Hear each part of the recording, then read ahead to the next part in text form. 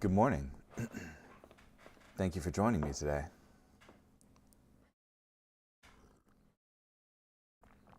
This morning we'll be in Luke chapter 8, verses 22 through 39.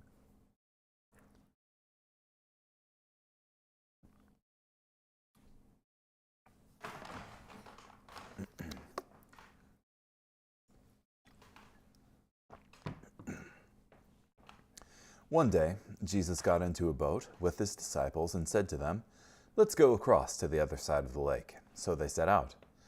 And as they sailed, he fell asleep. Now a violent windstorm came down on the lake, and the boat started filling up with water, and they were in danger. They came and woke him up, saying, "Master, Master, we are about to die." So he got up and rebuked the wind and the raging waves. They died down, and it was calm.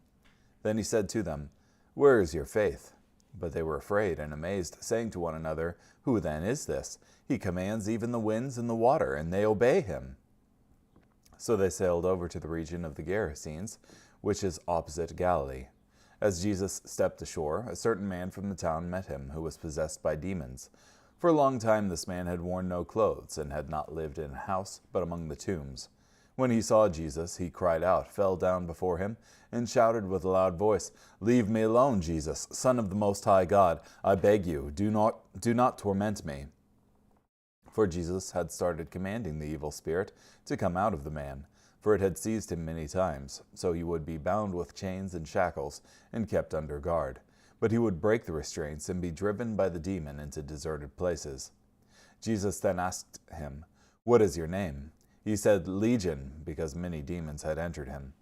And they began to beg him not to order them to depart into the abyss. Now a large herd of pigs was feeding there on the hillside, and the demonic spirits begged Jesus to let them go into them. He gave them permission. So the demons came out of the man and went into the pigs, and the herd of pigs rushed down the steep slope into the lake and drowned. When the herdsmen saw what had happened, they ran off and spread the news in the town and countryside. So the people went out to see what had happened, and they came to Jesus. They found the man from whom the demons had gone out, sitting at Jesus' feet, clothed and in his right mind, and they were afraid. Those who had seen it told them how the man who had been demon-possessed had been healed. Then all the people of the Gerasenes and the surrounding region asked Jesus to leave them alone, for they were seized with great fear. So he got into the boat and left. The man from whom the demons had gone out begged to go with him, but Jesus sent him away, saying, "Return to your home and declare what God has done for you." So he went away, proclaiming throughout the whole town what Jesus had done for him.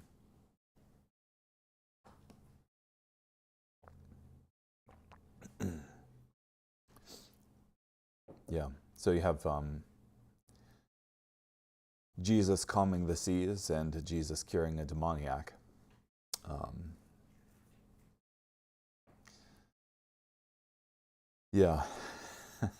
And the disciples' question there concerning, "Who then is this? He who commands even the winds and the water, and they obey him."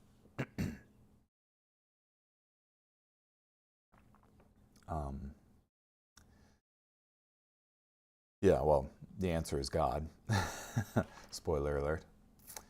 But this reminds me of the Exodus story, in that you have Jesus crossing over, calming the sea, allowing his disciples to pass through the sea unharmed as they go over, and the enemies of the Lord are drowned in the sea. That is, when you have the swine that are possessed by demons here, they are drowned in the sea. Very similar to the story of the Exodus, where you have the people of Israel coming out of Egypt and going across the Red Sea on dry land. And then Pharaoh's armies subsequently being consumed by the sea.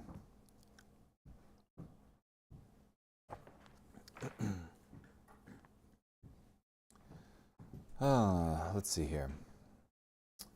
Let us cross over to the other side of the lake. With these words, Jesus made a promise to his disciples. He didn't say, "Let us perish in the middle of the Sea of Galilee." He promised his disciples that they would cross over to the other side of the lake. The Lake of Galilee is 13 miles long at its longest and 8 miles wide at its widest. At this particular part, it was about 5 miles across. Jonah ended up in a storm because of his disobedience, but the disciples got into a storm because of their obedience to the Lord. I said disobedience with Jonah, right? From Wearsby. As they sailed, he fell asleep. We are impressed by the fact that he needed to sleep, showing his true humanity. He became tired and would sometimes need to catch sleep wherever he was able to, even in unlikely places.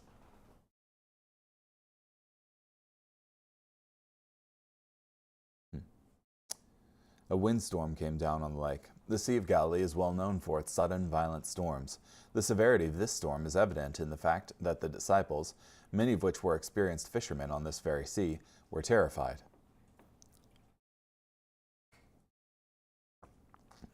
They were no tourists out on a boat having a good time. These were experienced fishermen, and they were terrified, which should tell you the gravity of the situation.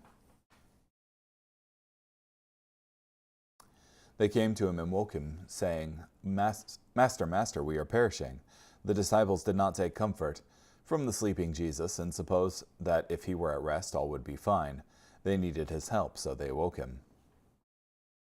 The we in their cry, "Master, Master, we perish," included him as well as them. If that boat went down, all went with it. His mission, their hopes, in the great enterprises which he had called them into fellowship with himself to carry out. How often we are over-anxious about the enterprises of our Lord. In the hour of storm, we imagine everything is about to perish. Then he ever says to us, "Where is your faith?" From Morgan.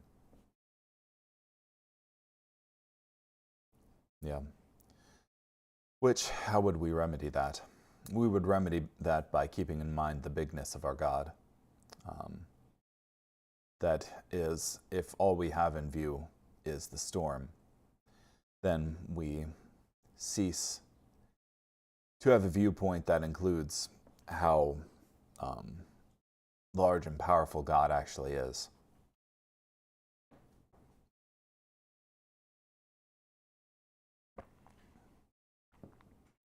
Where is your faith? Jesus did not say, "Wow, what a storm." Instead, he asked, "Where is your faith?"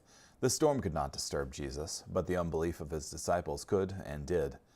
Their unbelief was not in that they were afraid of a fearful circumstance, but because Jesus had said, "Let us go over to the other side of the lake." Jesus didn't say, "Let's do the best we can and maybe we will all drown." Difficult circumstances, storms, so to speak, are not evidence of unbelief. Unbelief is the rejection of a promise or command of God relevant to a particular situation.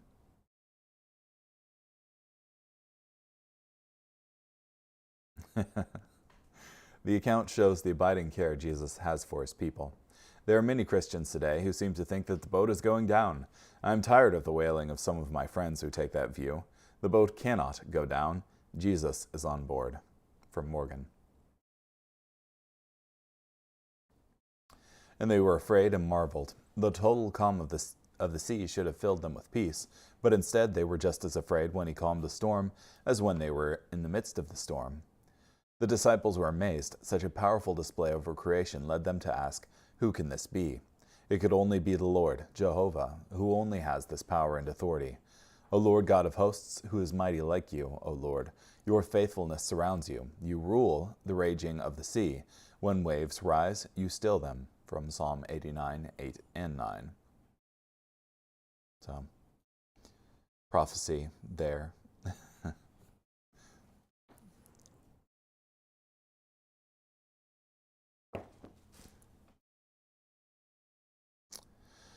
And they went to the country of the Gadarenes. By most estimates, this was on the eastern side of the Sea of Galilee, in the mostly Gentile area of the Decapolis, the Gentile cities of the broader region.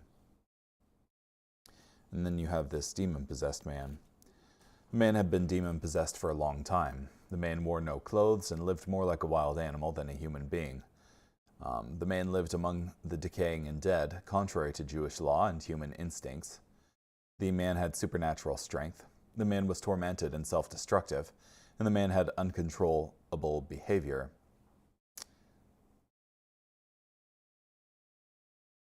Strangely, some Christians think the Holy Spirit works in a similar way, by overwhelming the operations of the body and making one do strange and grotesque things.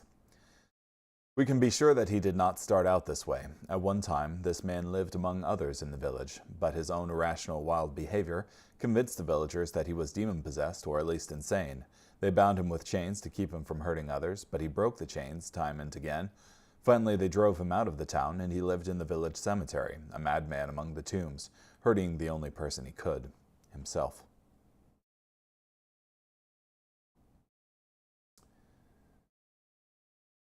There met him a certain man. This means that Jesus did not directly seek out this man, but the man was drawn to Jesus.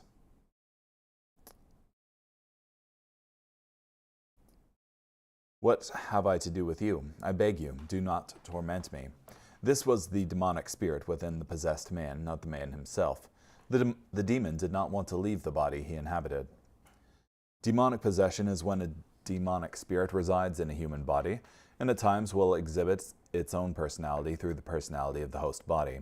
Demonic possession is a reality today, though we must guard against either ignoring demonic activity or overemphasizing supposed demonic activity. We are not told specifically how a person becomes demon-possessed, other than the inference that it must be by some sort of invitation, whether offered knowingly or not. Superstition, fortune-telling, so-called harmless occult games and practices, spiritism, New Age deception, magic, drug-taking, and other things open doors of deception to the believer and real demonic danger to the unbeliever. People often get involved in the occult or demonic things because there is something that seems to work. Unfortunately, it's not something at work, but a someone at work, a demonic spirit. Yeah. And we shouldn't be ignorant about the spiritual realm,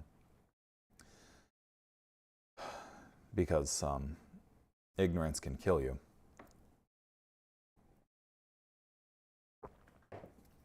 We can say that demons want to inhabit bodies for the same reason why the vandal wants a spray can or a violent man wants a gun. A body is a weapon that they can use in their attack against God.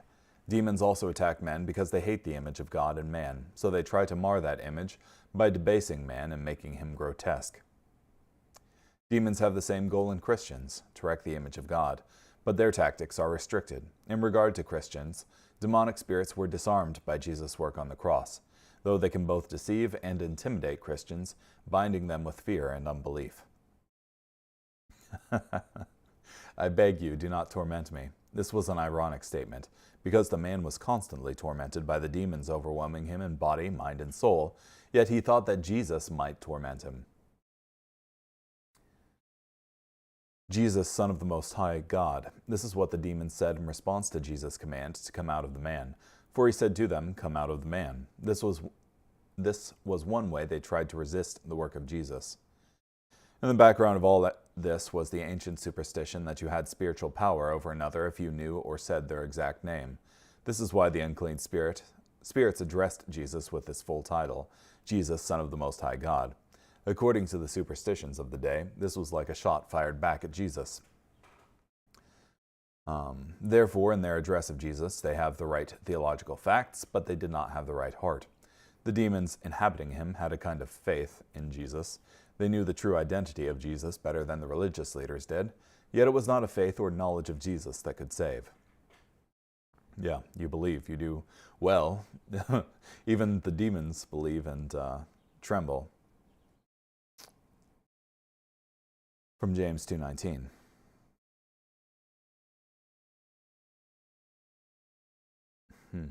What is your name? According to the customs of Jewish exorcists at that time, one had to know the name of the demon in order to gain authority over it and deliver the demon-possessed person. Yet Jesus did not use the name learned in this exchange. He had authority over demons that went far beyond current superstitions. And he said, Legion. Jesus probably asked the name of the demon so that we would know the full extent of the problem, knowing that the man was filled with many demons, not only one. We know that Legion is not a name. It was evasive, a threat, and attempt to intimidate. A Roman legion usually consisted of 6,000 men.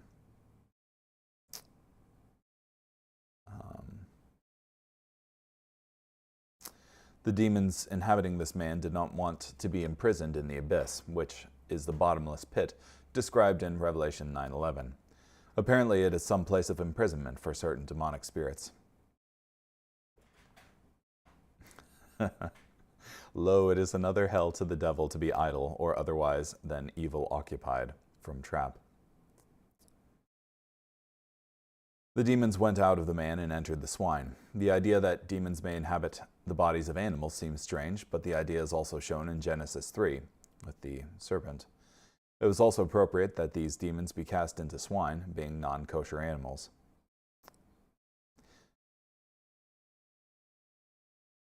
Jesus allowed this because the time of the total demonstration of his authority over demons had not yet come.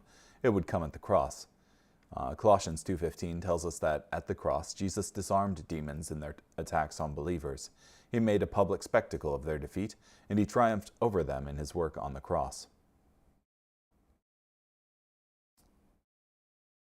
The herd ran violently down the steep place into the lake and drowned. The destructive nature of demonic spirits was shown by their effect on the swine. They were like their leader, Satan, whose desire is to steal and kill and destroy. This helps explain why Jesus allowed the demons to enter the pigs, because he wanted everyone to know what the real intention of these demons was. They wanted to destroy the man just as they destroyed the pigs. Because men are made in the image of God, they could not have their way as easily with the man, but their intention was just the same, to completely destroy him. Some think this was unfair to the owners of the pigs, but the owners of the swine lost their property. Yes, and learn from this how small value temporal riches are in the estimation of God. He suffers them to be lost, sometimes to disengage us from them through mercy, sometimes out of justice, to punish us for having acquired or preserved them, either by covetousness or injustice.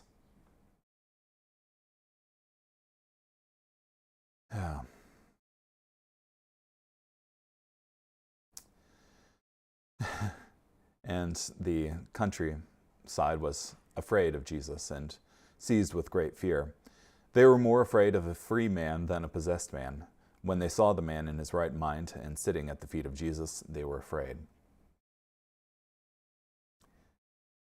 Yeah.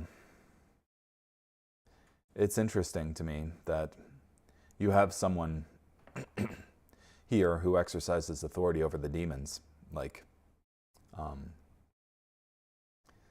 who can take this man that was held captive and set him free. And rather than inviting this man to come to them, they instead reject him out of fear.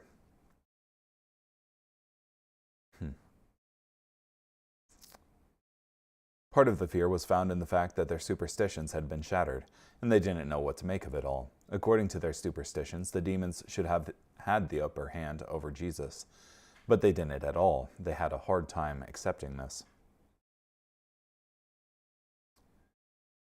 They didn't seem to mind having this demon-possessed, tormented man in their midst, but they did mind having Jesus around, so they asked him to leave, and he did. The work of Jesus had unified the whole multitude, and they had all come out to meet with and talk to Jesus, but it was not in a good way. Here was a whole city at a prayer meeting praying against their own blessing. Horrible was their prayer, but it was heard, and Jesus departed out of their coasts. From Spurgeon. When people are more afraid of what Jesus will do in their lives than what Satan does in the moment, they often push Jesus away, and he may leave when asked to. Yeah. Oh, that God would save us from ourselves.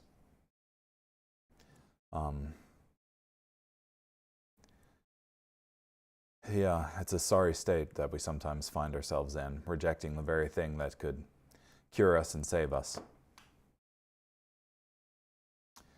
The man from whom the demons had departed. That is a wonderful name. Perhaps for the rest of his life, this man would be called by a name that remembered the great work that Jesus did for him. He begged Jesus that he might be with him. First, this formerly demon-possessed man simply sat at the feet of Jesus, but then he just wanted to be with Jesus, following him as a disciple. This man didn't only want what Jesus could do for him. The true change in his heart was shown by that he wanted Jesus himself. But Jesus sent him away. This man's desire to follow Jesus was good, but Jesus did not allow it. Jesus knew that he had a more important ministry with his own family and community. Sometimes we have a hard time understanding the ways of God. The people of the city made an evil request. That is, they asked Jesus to depart, and Jesus answered their prayer. The man from whom the demons departed made a godly request, that he might be with him, and Jesus said no to that prayer. Of course, this was because this man could be a light among the people of these Gentile cities in a way that Jesus and the disciples could not, but it was also to cure the man of any superstitions. He might have thought he had to stay close to Jesus so the demons would not come back. Perhaps, too, his prayer was not answered, lest his fear should have been thereby sanctioned. If he did fear, and I feel morally certain that he did, that the devils would return, then of course he longed to be with Christ. But Christ takes that fear from him, and as good as says to him, "You do not need to be near me. I have so healed that you will never be sick again." From Spurgeon. So we see it as an old error and weakness for men to be too strongly conceited of Christ's corporeal presence. Christ would not have him depend upon his bodily presence, but upon his almighty power. Yeah. And two, I think, so often we can take material things and turn them into magic charms, like is the case of the Ark of the Covenant. When they were fighting against the Philistines, they took the Ark of the Covenant out into battle with them and had a great shout, and Philistines were afraid, but nevertheless they lost that day. The Ark of the Covenant was taken away, and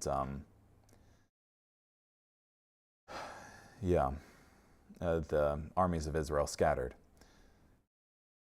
We need to actually depend on God and not the material things surrounding God, like the icons that are supposed to point towards God.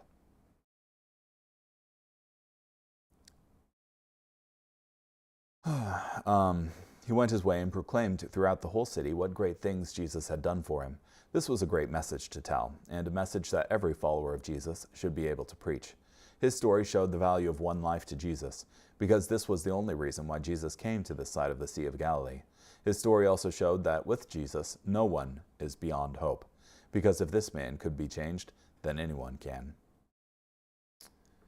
Carrying on, Psalm 70, verses 1 through 5. O God, please be willing to rescue me. O Lord, hurry and help me. May those who are trying to take my life be embarrassed and ashamed. May those who want to harm me be turned back and ashamed. May those who say, "Aha, aha," be driven back and disgraced. May all those who seek you be happy and rejoice in you. May those who love to experience your deliverance say continually, "May God be praised." I am oppressed and needy. O God, hurry to me. You are my helper and my deliverer. O Lord, do not delay.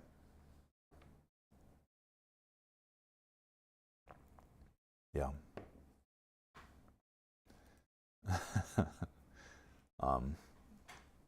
A desperate cry for help from, it sounds like a credible threat of people who are looking to take the psalmist's life.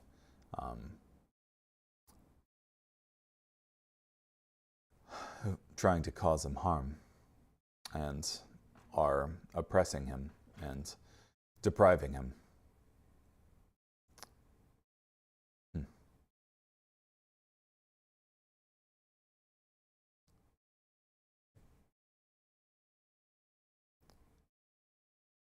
Make haste to help me, O Lord. David repeated the request for emphasis, but slightly changed his address to deity. In the repetition, he used the name Yahweh, the covenant name of God. By the additional name, he hoped to secure additional speed in the reply.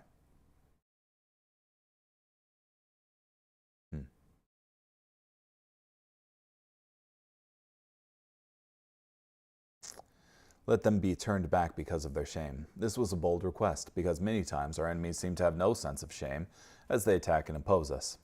The kindest thing we can pray for people who do wrong is that their plans will fail, for it may be that in their frustration they will see their folly and a true end of evil and be reached for God. Yeah. Finally, Proverbs chapter 12, verse 4. A noble wife is the crown of her husband, but the wife who acts shamefully is like rottenness in his bones. So important to choose a good spouse. Anyhow, hope you have a great day. Thank you for joining me today. Bye.